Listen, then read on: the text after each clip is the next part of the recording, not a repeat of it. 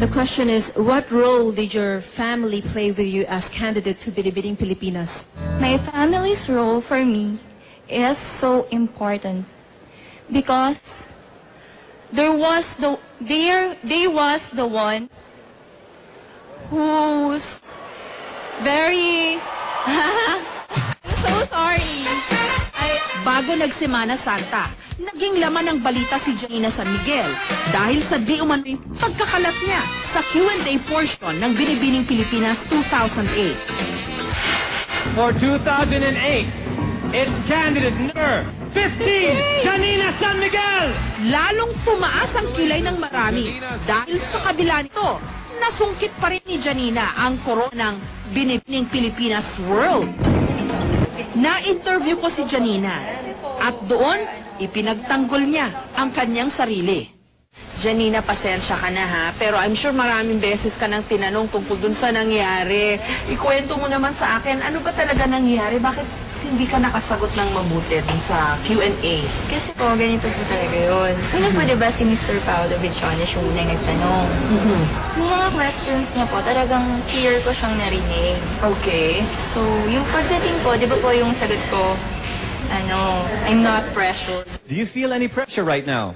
No, I don't feel any pressure right now. Confident. So, yung crowd, syempre, gumano na po yung crowd ng Araneta. So, at that time, habang maingay po lahat ng tao sa Araneta, tsaka naman po, tinanong ni Mr. Paolo Bijones si Miss Vivian Tan, which is, yung voice niya very soft. So, hindi mo masyadong narinig yung Ang nag-focus judge? lang po yun sa mind ko, yung tanong yung family, tsaka yung pageant. Yun lang po talaga yung narinig ko. Okay. Kaya that's why I said, family, then, oh my God, na po ako. Pero Janina, dahil dun sa nangyari, dun sa Q&A, talk of the town ka ngayon. At saka maraming Negative namumutya, comments. Yes. maraming kumakantsaw. Ano masasabi mo sa lahat ng ito? Well, ako po yun eh. Hindi ko naman po piniplease yung lahat ng tao para magustuhan ako. Pero sana po, intindihin niyo na lang po. Pero Janina, prangkahan na. Kumusta ang English mo, Iha? Siguro po, kailangan ko pa mag-practice. That's why I take mass communication or broadcast communication. Kasi alam ko po na yun yung weakness ko. O sige, challenge kita ha. Pakita mo sa kanila na kaya mong mag-English. Yeah. Sige.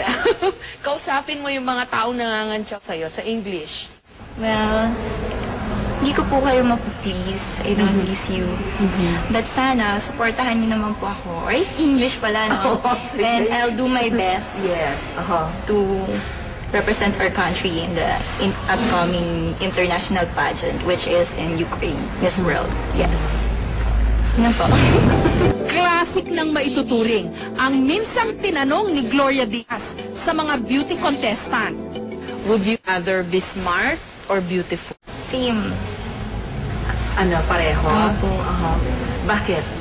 Why? Siyempre, qualities po yun ng isang beauty queen. Hindi lang kailangan maganda, kailangan matalino din. At character, siyempre po.